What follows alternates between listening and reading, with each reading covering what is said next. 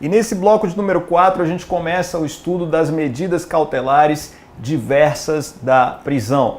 Vamos estudar essas medidas cautelares que até o ano de 2011 não estavam previstas no CPP e com a Lei 12.403 de 2011 passaram a estar previstas no Código de Processo Penal e têm sido vastamente aplicadas pelos juízes e tribunais e, obviamente, caindo demais em prova medidas cautelares diversas da prisão. E aí a gente vai ver essas medidas, vamos fazer um estudo introdutório nesse bloco e na aula que vem a gente vai estudar medida por medida, mas antes de tudo a gente precisa saber qual é o fundamento de existência das medidas cautelares diversas da prisão no nosso Código de Processo Penal. Então a gente vai ter que fazer uma linha do tempo aqui para entender por que essas medidas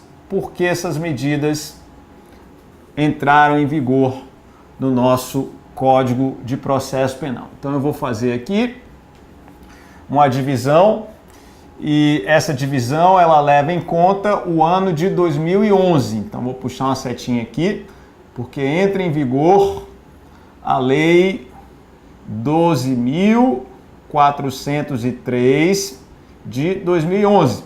É ela que traz o Instituto da medida cautelar diversa da prisão, das medidas cautelares diversas da prisão. Então aqui a gente tem o antes de 2011 e o após 2011. Então, antes de 2011 e após 2011.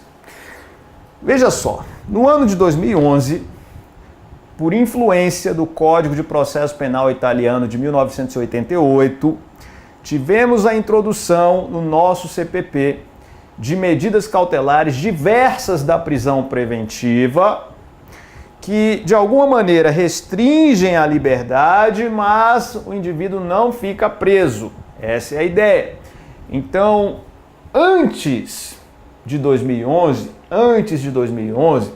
segundo o entendimento de Aury Lopes Júnior, era adotado no Brasil o denominado sistema bimorfo. Então essa é a nomenclatura dada por Aury Lopes Júnior. Essa nomenclatura indica o sistema bimorfo como o sistema anterior à Lei 12.403 de 2011. Vinícius, o que significa isso? No sistema bimorfo, temos a dicotomia entre prisão e liberdade. Significa que até 2011, até mais precisamente o mês de 2011, tivemos no Brasil o sistema em que o indivíduo que respondia a inquérito ou a processo, ele ou estava preso ou estava solto. Não havia previsão no Código de Processo Penal de medidas intermediárias. O sistema era bimorfo, dicotomia prisão-liberdade. Ou o indivíduo estava preso ou ele estava solto. Agora, o sistema anterior era um sistema que estava trazendo malefícios para o nosso sistema penitenciário, considerando que cada vez a superpopulação carcerária aumentava e se viu a necessidade de, por meio da diminuição de prisões provisórias, prisões processuais, dentre elas a preventiva, se viu com essa diminuição uma possibilidade de diminuição da população carcerária. E veja que atualmente no Brasil e na época também, em 2011, 40% da população carcerária era formada por presos que ainda estavam respondendo a processo ou a inquérito. Então vamos diminuir o número de presos cautelares, presos ainda inocentes, para diminuir a população carcerária e aí a gente consegue melhorar um pouco o sistema. Foi pelo menos essa a ideia quando criadas as medidas cautelares diversas da prisão. Então, com essa conclusão de que o sistema estava saturado e precisávamos diminuir a população carcerária, tivemos então a inserção das medidas cautelares diversas da prisão no CPP e a introdução do denominado sistema polimorfo.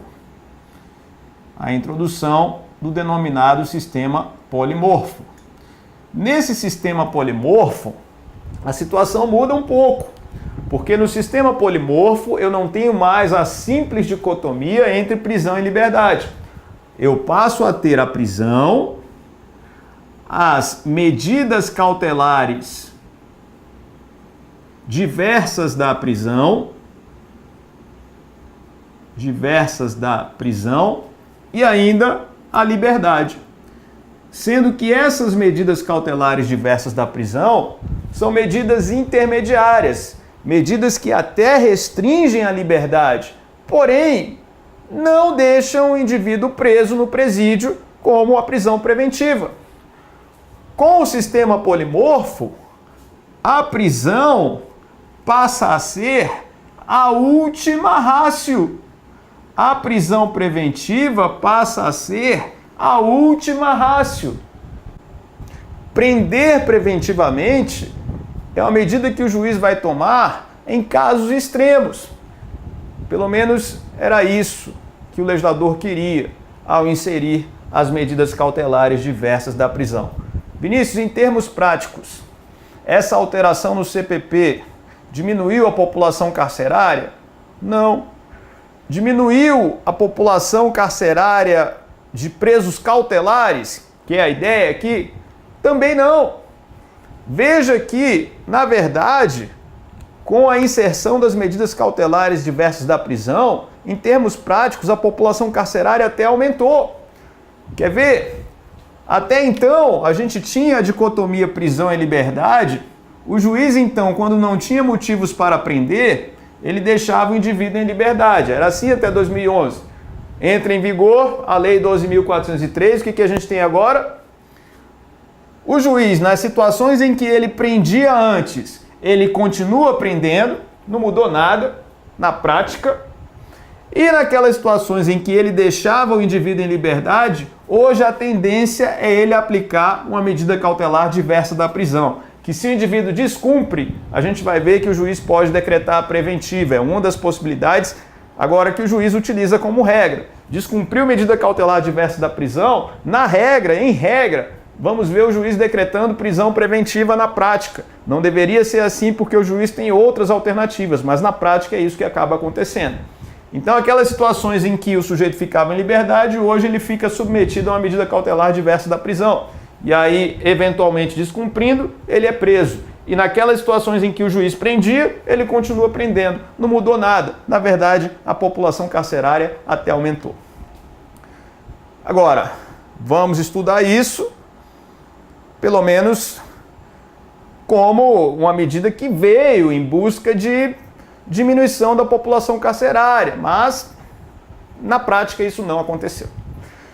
Em relação a essas medidas cautelares diversas da prisão, existe uma questão interessante sobre a lei processual penal no tempo, que precisa ser estudada. Veja só, quando a gente estuda a lei processual penal no tempo, a gente estuda a lei processual com um enfoque diferente do que a gente tem na lei penal, porque você sabe que a lei penal ela retroage em favor do réu. Você que acompanhou o nosso curso de Direito Penal, está acompanhando, tivemos lá aulas detalhadas sobre lei penal no tempo.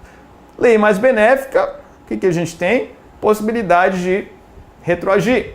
Agora, a lei processual penal, em regra, sendo mais benéfica, não retroage.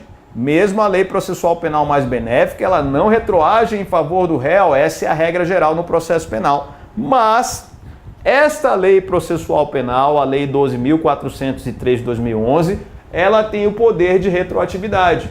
Por quê? Porque essa lei 12.403 de 2011, vou puxar uma setinha aqui, é o que nós chamamos de Lei Processual Penal Híbrida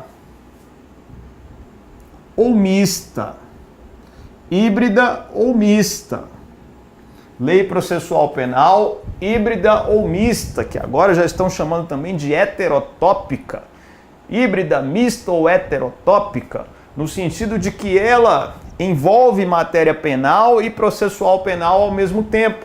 Essa lei é uma lei processual penal, mas ao mesmo tempo versa sobre o direito de liberdade. O que significa isso? Na época em que a lei 12.403 de 2011 entrou em vigor, o que a gente fazia na Defensoria Pública? Quando os processos começaram a chegar com réu preso cautelarmente, réu que tinha sido preso anteriormente à entrada em vigor da lei, nós começamos a pedir para o juiz reavaliar aquela prisão, aplicando medidas cautelares diversas da prisão. Ou seja, a prisão tinha sido decretada antes da lei. Mas como a lei tem o caráter retroativo, nesse caso, sendo uma lei processual penal híbrida ou mista, o pedido era para que a lei nova, mais benéfica, retroagisse em favor do réu no sentido do juiz reanalisar a prisão preventiva decretada. E aí o juiz, em alguns casos, deferia o nosso pedido, em outros casos não. O fato é que havia a possibilidade de retroatividade da Lei 12.403 de 2011. Então a gente tem o seguinte aqui no artigo 282 do CPP, que começa tratando das medidas cautelares. As medidas cautelares previstas neste título deverão ser aplicadas observando-se a 1. Necessidade para a aplicação da lei penal para a investigação à instrução criminal e nos casos expressamente previstos para evitar a prática de infrações penais. 2. Adequação da medida à gravidade do crime, circunstâncias do fato e condições pessoais do indiciado ou acusado. Parágrafo 1º. As medidas cautelares poderão ser aplicadas isolada ou cumulativamente. Basicamente, esse 282 aqui nos incisos 1 e 2, ele está dizendo que o princípio da proporcionalidade deve ser observado para a aplicação das medidas cautelares. O juiz deve observar se o caso concreto comporta determinada medida que vai ser aplicada para aquele caso. E o parágrafo 1º diz que as medidas poderão ser aplicadas isolada ou cumulativamente. Então veja, eu posso ter medidas aplicadas aí de forma isolada ou cumulativa. A gente vai ver, quando estudarmos todas as medidas, possibilidades de cumulação, mas já é importante que a gente coloque aí no caderno o seguinte: as medidas cautelares